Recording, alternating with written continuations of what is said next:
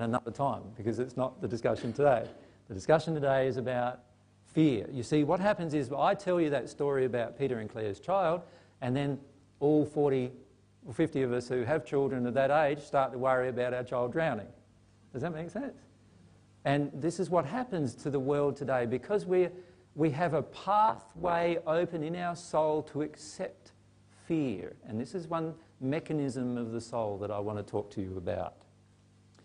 How the soul actually accepts false beliefs inside of itself. Right? And this is what happens. And this is what goes on inside of you that allows you to accept a false belief and then act upon it for the rest of your life, even when you don't need to. So remember, here's our soul. Our soul is our passions, desires, longings, isn't it? Desires, longings, intentions, etc. All these different things, right? So there's our soul. Now remember our bodies. There's our physical body, our spirit body, physical body. They are just attached to our soul, right? You could think of them, remember, as tools that the soul uses to express itself in the dimensional space in which it exists. So the dimensional space you're currently spending most of your time in, 2/3 of your time is spent in this physical dimensional space. And so you use 2/3 of the time this physical body to express your soul's passions, longings, desires and everything else. And that's what's happening for you in your awake state. And then when you go to sleep, you start expressing your soul in your spirit body form. So what happens in that state is you enter one of the spirit dimensions, whatever your soul condition allows you to enter, and you start expressing yourself through that dimension, through that body. And remember, this is a half of the soul, of course. Half of the soul. Now, one thing we haven't talked about much is how matter is made up inside of the soul itself. And over coming years, I'll spend a fair bit of time talking about these kind of things with people who want to know scientifically what's really going on. But to just give you some examples, the soul has all of these energetic pathways that are very, very similar in construction to your brain. So what happens in your brain, there's this whole network there's this whole neural network and chemical network that goes on. And the neurons have synapses, which allow chemical connections to occur between two different parts of your brain.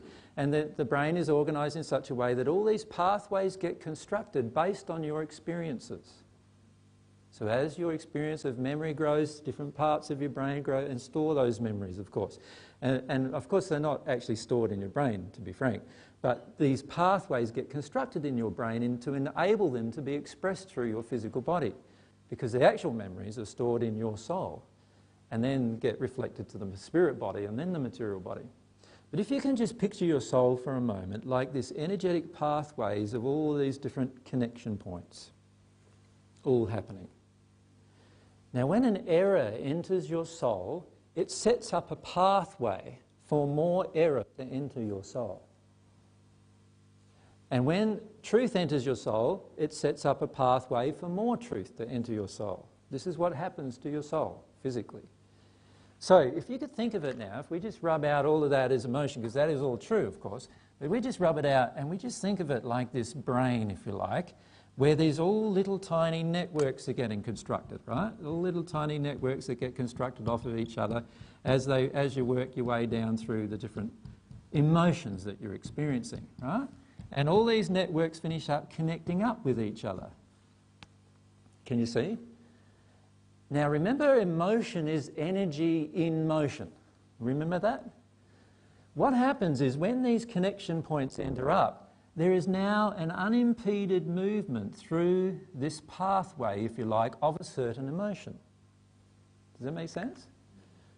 just like there is unimpeded pathways through your brain. It's a very, very similar construction. So what's happening now is there's these unimpeded motions that can flow through your soul. Now let's look at the effect of error and truth on your soul. So we'll just rub out these bodies for the moment because they really are just the tools the soul uses and are not really part of the conversation.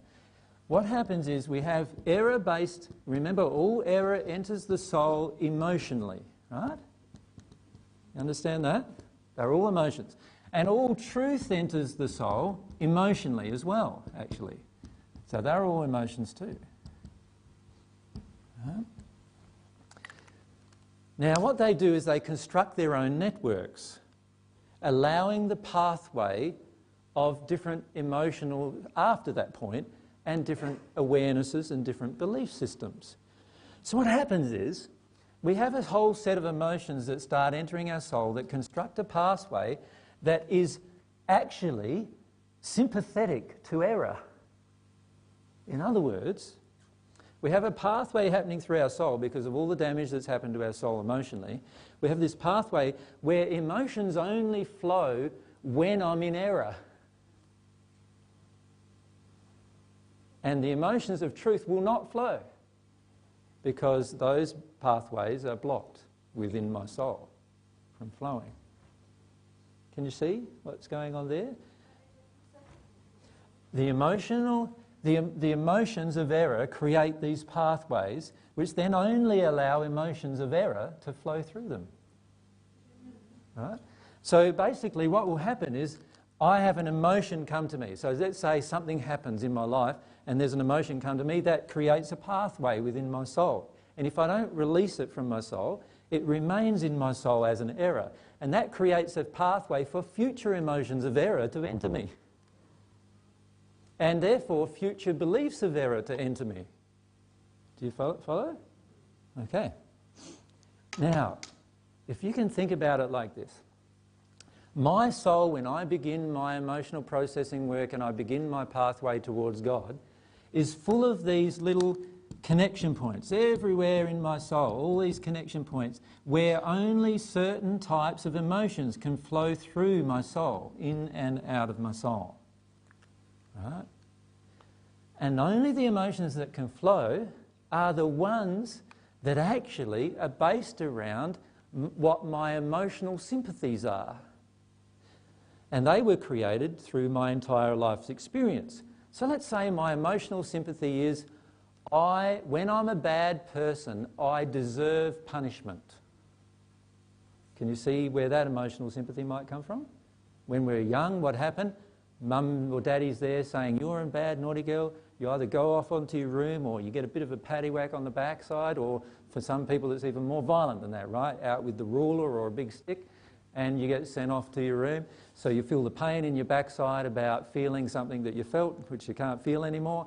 And that creates another pathway where I'm not allowed to feel that anymore. So that's blocked off. I'm not allowed to do that. My soul goes in a different direction, just a new connection being made, just like a new connection being made in your brain. This new connection is being made in your soul. And now I have this belief that love means that sometimes there's a justification for violence. That's my belief. It's error. But when somebody comes along, like AJ comes along and he says, you know, there is never a justification for violence, I have this feeling rise in me. No, that's not true. What if I was raped? What if my child was being harmed? And I come up with all these scenarios, right, inside of myself. Where are they coming from? They're coming from these emotions that are causing this pathway to be the only way that I can feel.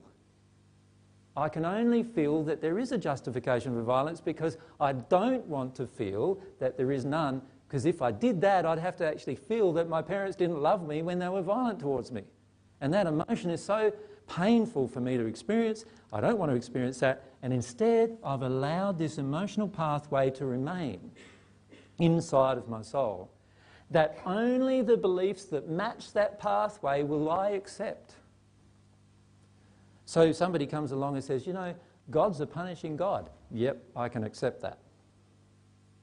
In that state, I can accept that. That's why, you know, why do you think there's 1.5 billion children of God on this planet who are Christians who believe in a punishing God. Because they have this pathway being developed in their soul through all of their emotional experiences that love and punishment go hand in hand at times. You get punished for the good, for the bad, you get like pleasure for the good. That kind of experience has gone through them. This is why these religions are so acceptable, because there's already an emotional pathway through the soul allowing the belief to enter. Can you see that? Right? I don't know if you've ever thought about that before. So, here's this emotional pathway in this soul. Actually, I'll use a different color. Here's the emotional pathway in the soul that allows my false belief now to pass into me and get stored into me down in this little area of my soul. And it required all of these other pathways to be true before this new one could enter me. Does that make sense? This new belief can only enter me as a part of my emotional system by there being a whole previous set of events that created all these different connections that finished up leading to the point where this new belief could enter me. Right? And once that new belief enters me, it becomes a fixed part of my soul. That's an error that I think is true. I believe this truth with all of my heart, as the saying goes, and yet it can be totally in error. And the only way it could enter me was because of all the previous events that entered me through my emotional condition, creating all these connection points that are continuously growing inside of my soul. Now, understanding this is very, very important, because we start to see the relationship between belief, fear, and emotions. Now remember, the fear is the false expectations appearing real. In other words, it's the error looking like, emotionally looking like it is truth. So when I make a statement, there is no justification for violence ever, for many of us, when we first heard that statement, we felt very much in disagreement with that. And the reason why was because this pathway in our soul had been created that aligned love with justified violence. And we didn't want to feel, we were afraid to feel the emotion that our parents' justified violence towards us was not justified, and that it was actually unloving. And we're afraid to feel that emotion, because that emotion feels terrible. When you actually connect to that emotion and feel it, it feels shocking to know that even these people who should have loved you didn't actually love you, because they themselves didn't even understand love at the time that they were belting you or committing violence against you. And then there's also all these other things going on. I'm now a parent and I've actually done exactly the same thing to my own children. Wow, like how much emotion is there in that to feel? You see, there's quite a lot to feel in that, isn't there? Can you see that? Now, as that's happening, all this error starts to get all jumbled up, doesn't it? So what's happening now is the truth is starting to try to enter me. But you see, the soul itself has this construction where the error is easy to accept, but the truth is hard to accept. And so our soul has a deep resistance to truth as a result of this problem. Right? And it has a deep resistance to the truth because of the emotional pathways that are inside of us, that have entered us through our life, that are based around errors about love. And that's why the truth has such a hard and a difficult time entering us. And so when somebody comes along and says, let's talk about the law of cause and effect, which is a truth of God's universe, we start looking at law of cause and effect and saying, what? You mean I've got to deal with the cause rather than the effect? And yes, the law of cause and effect is basically saying to you, if you want to solve a problem, you're going to have to deal with the cause of the problem rather than the effect. Now that sounds logical, but let's put it into practice in our day-to-day life. I get a headache. I know that my trusty aspirin, or whatever it is, I can't even remember the names anymore, and my trusty aspirin will cure my headache within 5 minutes. And then somebody comes along and says, actually, your headache is because of a denial of an emotion. But you've got this tablet here, 5 minutes, and you're going to be without this headache. Dealing with this emotion, like on this other hand, this emotion might take me 5 weeks, and I'm going to have a headache for 5 weeks. Like, which would you do? Which would you prefer to do? You see, the error is I want instant gratification. So what do? I generally would go for the tablet, right? And I say, yeah, no worries about the emotion, but I'll go for the tablet anyway, because that relieves me straight away, right? So what have we done there? We have just dealt with the effect inside of the brain of the physical body of what the soul just created without actually dealing with its cause. So am I going to get another headache? Guaranteed. So I'm going to need to go and buy some more aspirin. So can you see how the whole pharmaceutical industry came about? Because you need to buy your aspirin to avoid the headache that you could actually deal with the cause of another way, but we don't want to deal with the cause. So anyway, we start learning about this law of cause and effect. And so what do? We say, no, I don't want to have to deal with the effect of the cause. It's too long-winded, it's too hard. It's like, and then we start getting angry with God. Why did you make this law of cause and effect? I like my tablet, you know. I don't want to have to give up. I don't want to have to face the cause, right? And so we start arguing with the law, and we argue with God and the universe, and we argue, and you finish up arguing with me half the time about it as well. And it doesn't help anything. Your headache's still there. And in the end, it doesn't help us get to the problem, which is I have an emotional pathway within my soul that causes me to accept that I should cure an effect rather than dealing with the cause.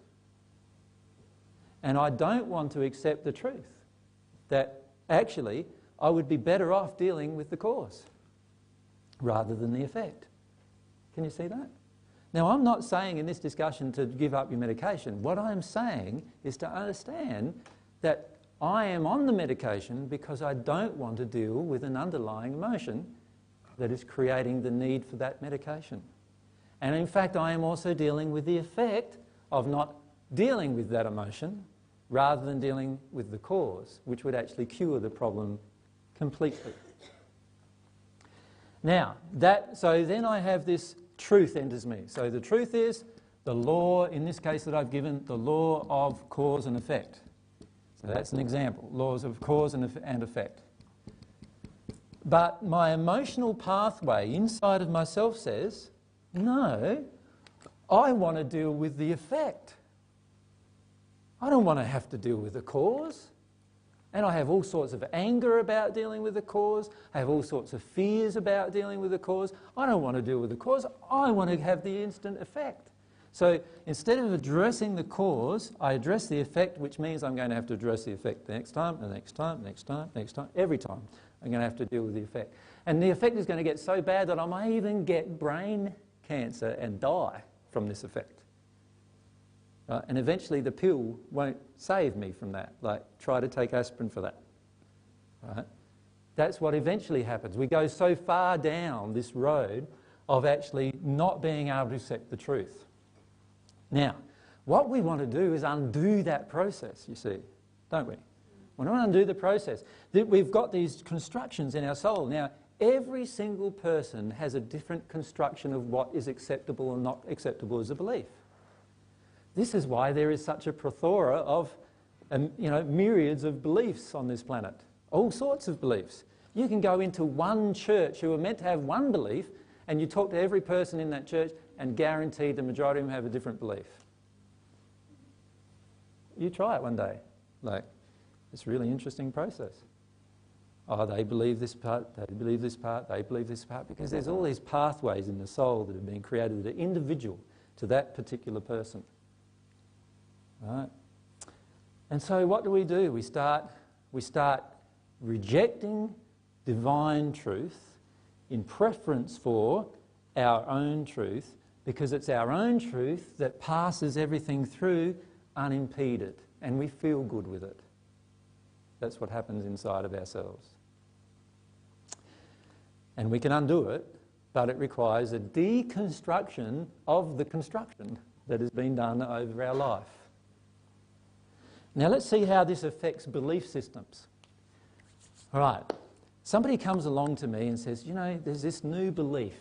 This new belief is the belief about reincarnation, right? That, you know, you've had hundreds and hundreds of thousands of lives, or hundreds of lives over long periods of time, and what happens is you come to Earth, you have this experience on Earth that's a result. The reason why you have this experience is because it was attracted from the previous experience on Earth, and whether you're a bad or you're good, and this was the early beliefs of the reincarnation belief, whether you're bad or good in the previous life, that created this new life for you, and you have this new life, and it's a result of the karma of the old life. And then if you're a good person and you did good in that one, you got a better life the next time you went past. And then, of course, they added to that after a period of time, and you had to go to the spirit world, because we now know there's a spirit world, and when people die, I can talk to them, so there must be a spirit world. And they haven't instantly come back to Earth. So, see, originally, the original reincarnation beliefs were that as soon as you passed, you entered another person who was being born. Right, so that was given up because there were a lot of people who are mediums now who could talk to people who have passed that haven't been reborn. So, you know, so they worked out some modifications to the belief. And the modification to the belief was that you go to the spirit world for a period of time, you have a life review, right? And then you come back to Earth and you enter this new life. And then of course, they started talking to the spirits who weren't coming back to Earth, who were higher in their development. Oh, okay, so we've got to modify the belief again. And the new belief is that when you get past a certain point, you don't have to come back to Earth. You can actually progress, or you don't need to progress anymore. You reach the nirvana state and you don't progress after that state. So that's now my belief. Now that's a fairly convoluted belief when you think about the whole thing, but why did that belief enter me emotionally? Because when I've stated the truth to you about reincarnation beliefs, many of you have had huge emotions about that, right? Haven't you? Many of you have, like, I know many who have gone away from the divine truth for 6 months while they've worked their way through that one belief. I know many at the moment who are so angry and frustrated with me that they're posting things on the internet about me supposedly being a guru and whatever else, and wanting to create a cult just because they don't want to face the reincarnation belief. Why is that? Because there's an emotional pathway inside of their soul that predisposes them towards the reincarnation belief. Jen?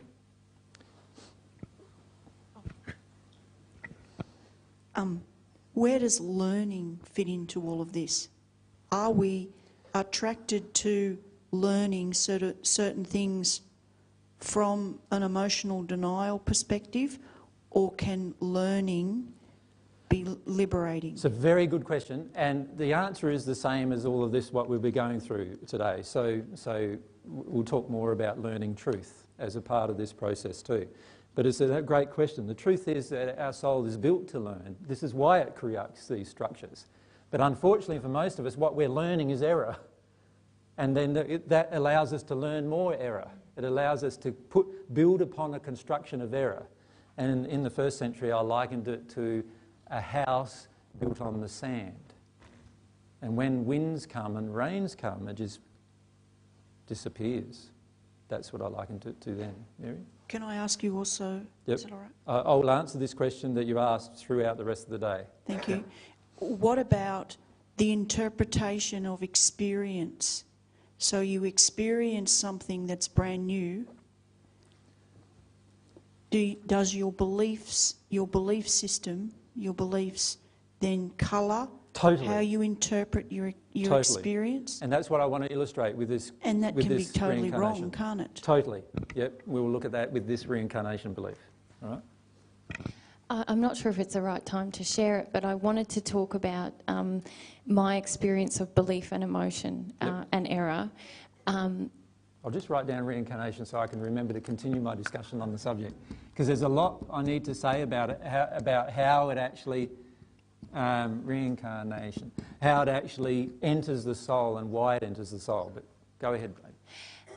For me, the beautiful thing about the soul and this process that you've just described is when I first rediscovered the divine truth, a lot of the beliefs I already obviously had the pathways because it just entered me really easily. But in terms of the things that I rebelled against emotionally, I've just experienced the beauty of the fact that all I had to do was release the emotions. The only reason we're in error is because we shut down our emotions. So I had some faith that I was going to reach these beliefs, but I didn't experience them emotionally until I deconstructed every synapse. And then there was a beautiful feeling of, wow, this belief is real. And so I wasn't just taking your word for it anymore. I was experiencing it emotionally. And it was really only the process of shutting down any emotion that allowed more error and more built the synapses, if you like. Yeah. That's it. All right. So what I want to do is go back to this reincarnation, because we can illustrate it through this belief. You see, what happens is, because the soul has all of these pathways already open, I can then accept new experiences as experiences of error. In other words, I can explain a new experience through my old belief system. So let's say I start out, I believe in reincarnation. Now, why do I believe in reincarnation? A lot of times it's because I went along to a past life therapist. And what happens is, when I sat down in front of a past life therapist, they put me into a sort of a semi-hypnotic type of state. And in this state, unbeknown to myself, spirits can connect to me very easily, but I don't know that, right? So I just all of a sudden start spouting a lot of stuff that my therapist captures on a video camera for me.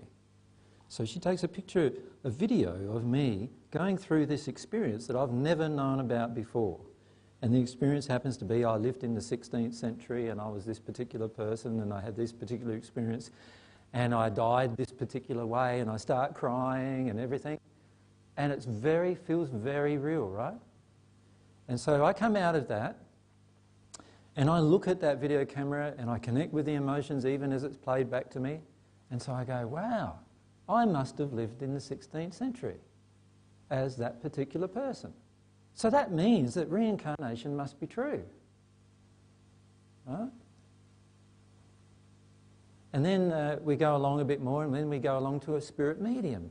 And we sit down in front of the spirit medium, and she says, oh, in a past life you were in the 16th century. You were this, you did this and that.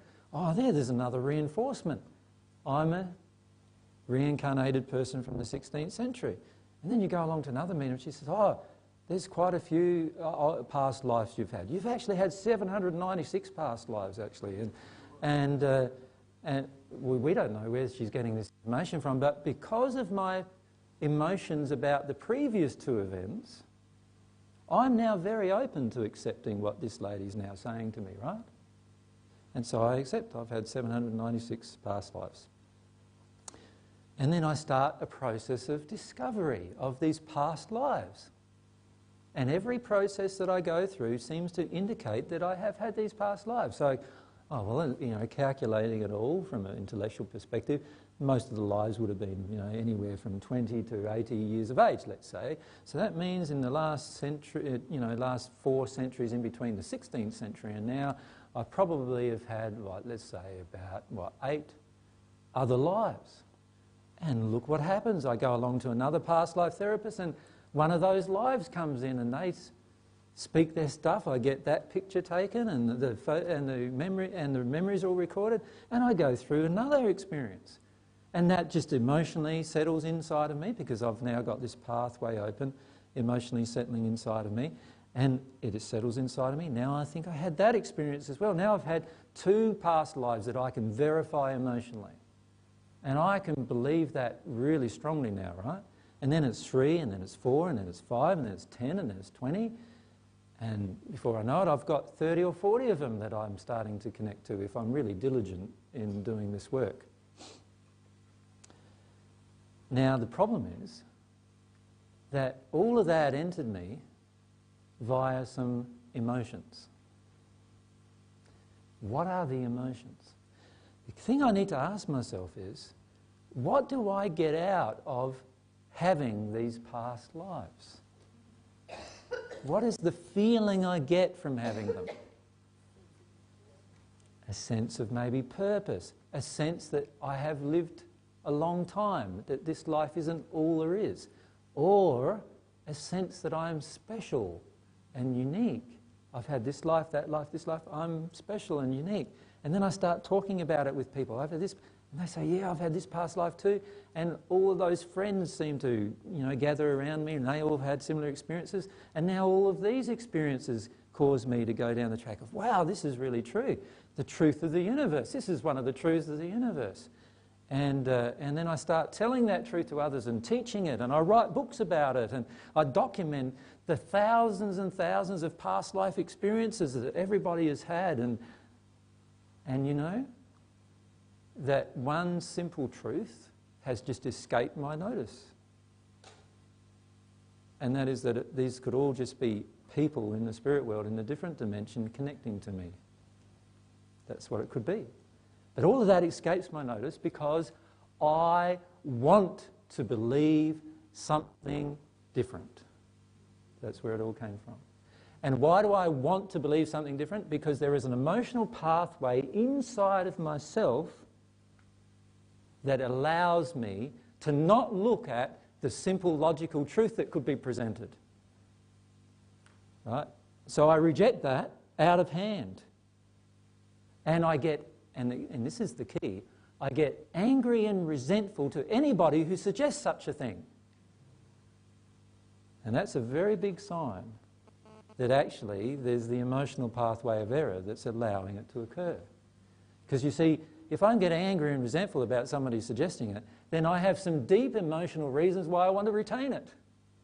And if I have deep emotional reasons why I wanted to retain it, then that obviously would mean that I want to believe this belief. And then that raises a whole set of confusion within us. We go, wow, that means I could have an emotional set of belief inside of myself that allow me to be deluded that God exists. And that is dead true. You could. So how do I determine the truth? So then I get into this state, I can't believe anything then. I get into this terrible state of confusion and everything else. And we're forgetting a couple of major points. And that is this. This construction that is constructed in our soul has been constructed because error has become truth inside of us. Error is always painful at the core level. And we're always trying to avoid the painful feeling of the painful core emotion. And that's what allows these errors to be constructed. If I try something different instead, what I try to do instead is I allow all of my emotions, including the painful ones, to pass through me. Then let's see whether I still have the same belief. Right? This is an experiment that anybody on this planet can do, is it not? They don't even have to believe in God or anything. They can do this. Yeah? I think for me there's an important thing here. First we have to be given the option of what the truth is, which... that's what you think. But that's not true actually. You see, when we're willing to experience all emotions, what happens is this, a unique thing happens.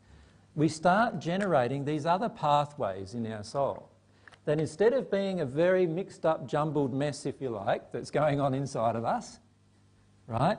There's these very simple and direct pathways that get constructed in our soul that are due to new beliefs. And it goes like this instead, right?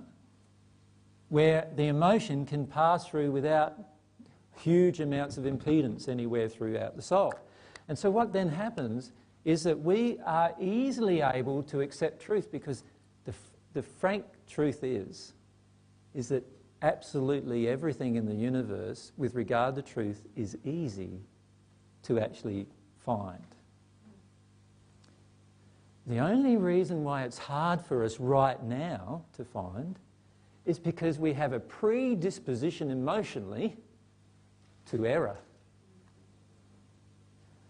Let me illustrate this.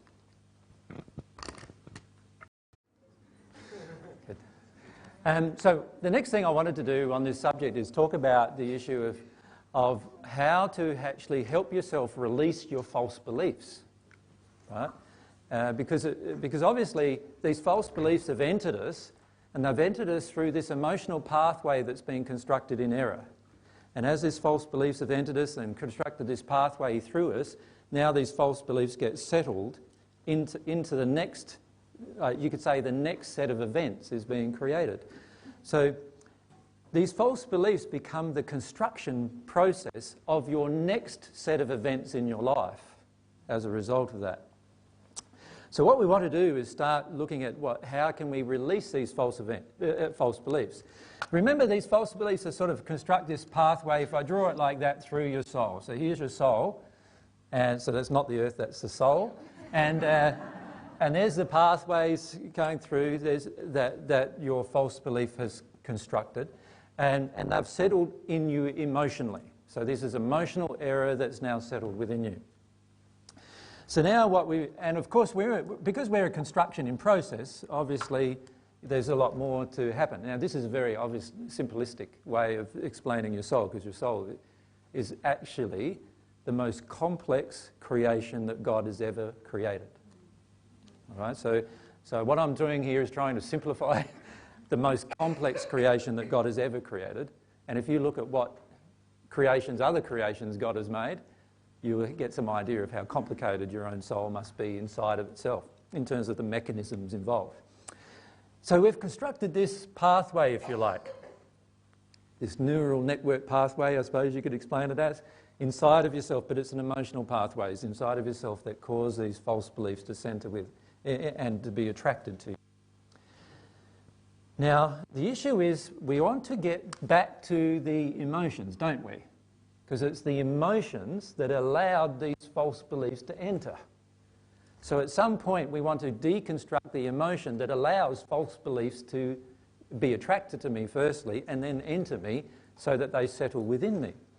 So the way we have to do that obviously is we have to get to the emotion itself at some point. But most of us struggle a lot in getting back to the emotion. And so and there's a number of reasons why. One of the primary reasons why we struggle to get back to the emotion is that the belief system, so this belief system, was created to support the denial of that emotion. All right? That's why we're struggling to get to the emotion, because all of our belief systems were constructed to actually help us get away from our emotion in the first place. So what do we do with that? We have to, firstly, the first thing we need to start doing is being honest about our belief systems. Particularly honest about whether our belief systems are loving or unloving. All right? And this gets down to how do we tell, or how can we allow any belief system to enter our soul? Because obviously what I've defined up till now is that all these belief systems, a lot of them are entering us because of all of these emotional errors that we have, and this allows all these belief systems. So in the end, how do I know what's true and what's not? Right? And the answer is really quite simple. The truth is loving. So a belief system that's loving in all its aspects will be more harmonious with truth than a belief system that is unloving in all of its aspects. And the more love there is in the belief system, the more truth there must also be in the belief system. Now let's put this back into play with the belief system of reincarnation for a moment. All right. Belief system of reincarnation, basically as it's been presented in the past, has been that I live a certain life on earth of a certain time, I pass into the spirit world, I have this sort of life review process, and then I revisit earth again to actually work through the karma of the previous life. And I can't work through the karma of the previous life in the spirit world, I must work through the karma, or the damage, if you like, of what you've done in the past through the earth experience. But the only problem is that I can't remember my previous experience. Now, does this sound like a loving process to you? That you're being forced to come back down to earth to work through your previous experience's karma, but the only trouble is you can't remember the previous experience in its entirety to know what the karma was. All right? Now, how does that feel to you? Doesn't that feel unfair? Does that feel loving? Not really, does it? It feels unfair to us. I could understand the creation of a system that actually, where you remember your previous life and then you're asked to work through the karma of it. You could understand that, couldn't you? More than you could understand that you can't remember your previous life and then you have to work through the karma of what you can't remember. And then there's all these things, oh, we only can't remember because that we try to forget.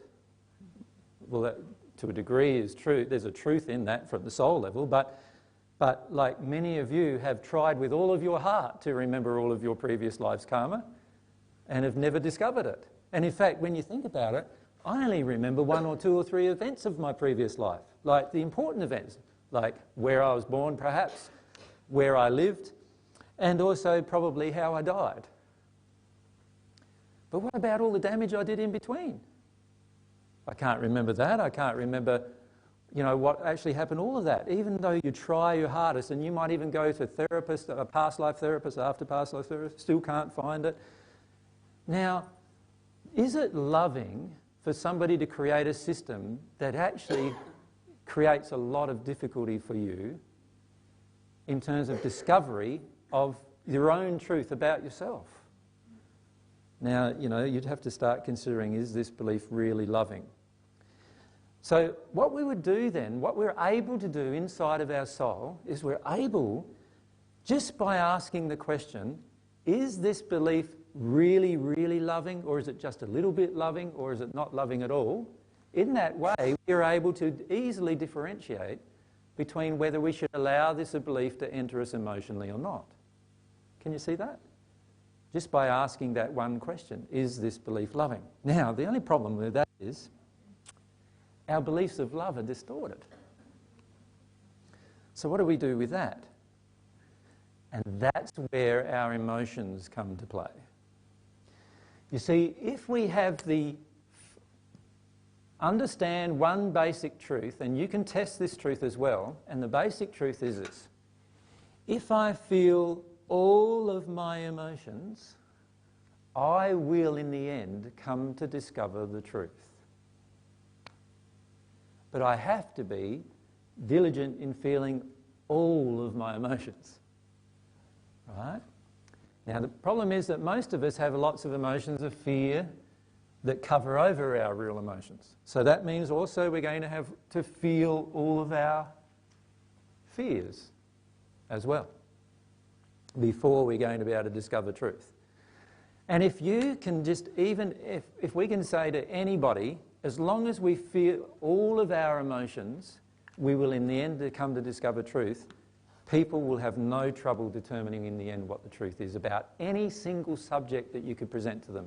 Scientific, so any physical, chemical subject you could present to them, any medical subject you can present to them, all of these subjects will all be covered by what is going on inside regarding love. Does that make sense? As long as we feel all of our emotions, we will come to discover the truth about every single subject that we ask the question of. So, if we use that as a guideline to accepting truth, and we can experiment, you don't even have to believe what I'm saying to you right now, because all you need to do is for 6 months experiment with it. Can you see that? And this is a thing we need to present to others who are finding difficulty maybe on the divine love path, is all you need to do is experiment for 6 months with your emotions. And notice what happens inside of yourself. And notice what happens to your law of attraction. And notice what happens to all of these other things that are going on, including your fears. And let yourself fully experience your emotion. But as you know, the majority of us are very resistive to experiencing all of our emotion. And so when a person comes back and says, I've tried that for 6 months, but I only experienced one emotion, and therefore I don't believe it's the truth, well, you're going to have to experience more than one emotion before you'll be able to determine truth. Right? Because we have so many emotional blockages which are covered over by all of these fears, which prevent us from actually deconstructing the false beliefs and actually allowing the truth to enter ourselves.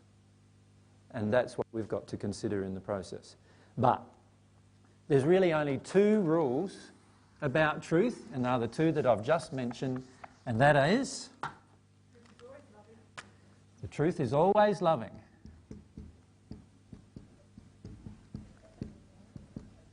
Always. And I'll rub out the best bit. Truth is always loving. And the second thing is, truth is always emotional. Ow, sorry about that. Truth is always emotional.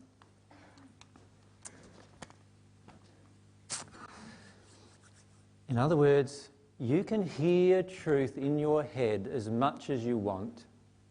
It will never become a part of your soul until your soul emotionally accepts this truth, or until the emotion preventing the truth from entering the soul is released so that you can accept the truth.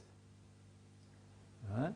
But if we remember that the truth is always loving and the truth is always emotional, and we can experiment with that in our lives, we can experiment in our day-to-day lives about that.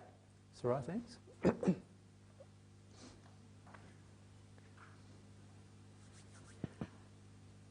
What about emotions of self-deception? Right. Yep. Where does that, like you say, it's always emotional, and then, say for example, I was feeling emotion, it was actually an emotion of self-deception, and I felt that for 6 months. Yeah, but the question is self-deception loving? Well, I might deceive myself that it is. True. Yep. So what we want to do then is look at the emotions of self-deception. In other words, emotions that I have that are just deceiving myself about how I really feel. And let's look at most of those emotions of self-deception. One of the first emotions of self-deception is anger. Right. Now, is anger a loving emotion? No. So I can straight away, any time I'm angry, I know that I'm not in truth. Does that make sense? Straight away. I know whatever it is that's just been presented at me, or whatever it is that's been triggered in me, I can't accept this as true. I'm angry. Something's going on inside of me. I need to feel that. What are the other emotions of self-deception? Shame. Now, is shame a loving emotion towards myself? No. So therefore, it has to be an emotion that, in the end, will disappear from me. Now, I'm not saying to not feel them, am I? Remember that. I'm not saying to not feel these emotions. So I'm saying if you're angry, you need to first connect with your anger to work out what's underneath your anger. You don't need to project it at everyone and sundry. You need to feel it and fully experience it to experience the anger. But whatever you're angry about isn't the truth. The fact that you're angry is telling you that it's not the truth, because anger is not in harmony with love. Right? So I can be here feeling like I'm really upset with you because you told me a lie, and I can be blaming you. You told the lie, you're the one I'm upset with, and right in that moment I'm in untruth because, for a start, I'm angry, I'm upset with you. I'm angry with you, so therefore I am not harmonious with love. I am in self-deception. So it's no longer truth. The truth is always loving, including loving myself.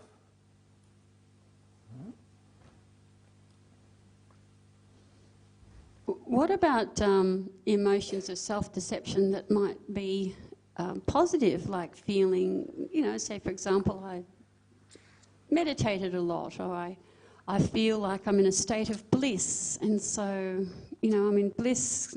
But you have other tools at your disposal to tell you whether that's a true state or not. The law of attraction is a tool at your disposal that will tell you that.